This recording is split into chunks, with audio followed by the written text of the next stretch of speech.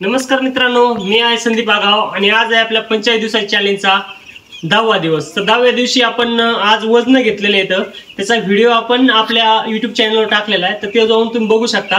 तर आज पक्ष्यांना 10 दिवस कंप्लीट झाले। तर 10 दिवसाचे मानणे पक्षी एकदम व्यवस्थित आहे। तुम्हाला एकदा पक्षी दाखवतो आधी।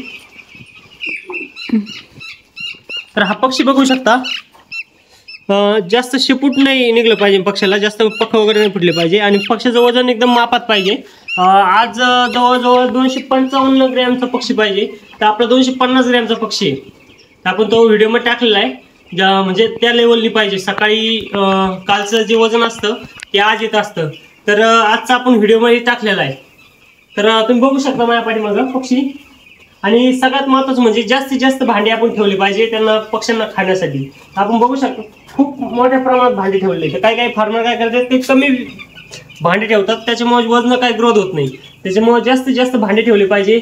रॅकिंग टायमिंग टू टायमिंग केली पाहिजे, सकाळी रॅकिंग केली पाहिजे। आज आपण हे बारदाणे बघू शकता, तर हे नाईटला आपण बंद केले नव्हते, पूर्ण सगळे मोकळे होते, कारण त्यांना आज उष्णता वाढ राहिली। तर शक्यतो आज दररोज दिवसेंदिवस उष्णता वाढते, त्याच्यामुळे आपण काय केले, बारदाणे मोकळे सोडले होते। रात्री आपण बारदाणे लावले होते, त्याचा व्हिडिओ आपण एक शॉर्ट व्हिडिओमध्ये टाकीन, कशा प्रकारे रात्री बारदाणे ओपन राहतात आणि पक्षी कशा प्रकारे मोकळा राहतो त्याचा शॉर्ट व्हिडिओ टाकीन, तर तुम्ही बघत जा।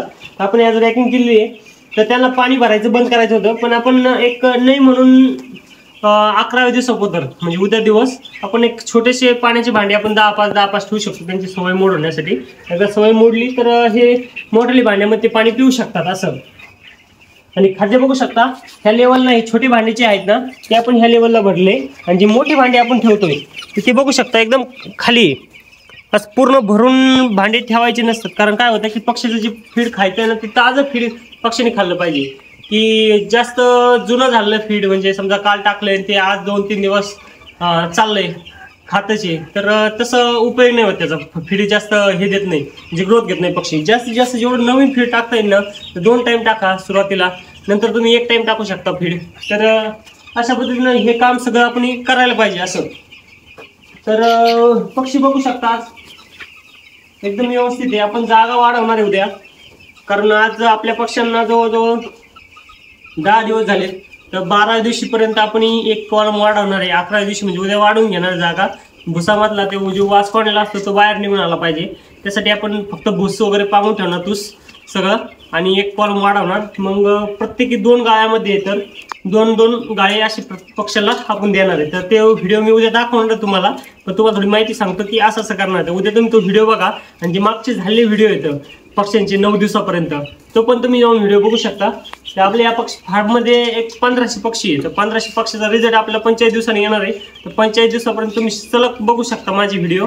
आवडल्यास लाईक करा, आणि जे कमेंट करा की तुम्हाला जर समजा शेडविषयी माहिती पाहिजे असेल, किंवा कशाविषयी झाडं काय लावायला पाहिजे, कोणते काय करायला पाहिजे, कसं करायला पाहिजे, शेडचं नियोजन कसं करायला पाहिजे, तर ह्या गोष्टी ज्या असतात त्याचा व्हिडिओ मी स्पेशल काढून मी दाखवत जाईल। आपल्याकडे एक 5000 पक्षीचा फार्म आहे, त्याला आज 30वा दिवस चालू आहे।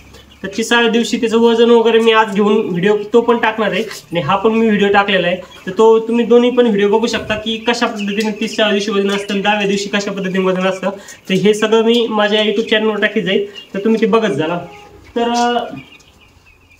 बघू शकता लाईनवर भांडे ठेवले आपण सगळे, पाण्याचे भांडे पण भरपूर ठेवले, आणि जी भांड्याची जी साईज आहे तेव्हा हे बघू शकता की हा पक्षी जो आहे तो पाणी प्यायला पूर्ण पाहिजे त्याचं मुंडके, ह्या हिशोबाने आपण पाणी ठेवलेलं आहे। तर काही दिवस कालांतराने पक्षी जसं मोठा होत चालेल, तर हे जे खाद्याचे पाण्याचे भांडे आहे ते आपण अशी वर घेत चालणार आहे, आणि खाद्याचे भांडे पण असे वर घेत चालणार आहे। बघू शकता हे वर घेऊ शकतो भांडे, हे खाली घेऊ शकतो। तर अशा पद्धतीने आपण जसं जसं पक्षी मोठा होत चालेल, खात चालेल, फक्त पक्षी बसून नाही खायला पाहिजे, या हिशोबाने आपण भांड्याचं अंतर ठेवलं पाहिजे। तर आजच्या दिवसाची आपण रॅकिंग केलेली आहे, खाद्य टाकलेलं आहे, पाणी पण भरलेलं आहे 1-2 दिवसासाठी, त्याच्यानंतर भांडे काढून घेणार आहे। तर उद्या जागा वगैरे वाढवणार आहे। तर पूर्ण आज फायनल शेडचं काम झालंय। तर तुम्हाला माझी व्हिडिओ आवडत असेल तर लाईक करा, चॅनल सबस्क्राईब करा, आणि काही प्रश्न असतील त्याचं उत्तर तुम्हाला माझ्याकडून अपेक्षित असेल की मी हे केलं पाहिजे, तर मला कमेंट करा।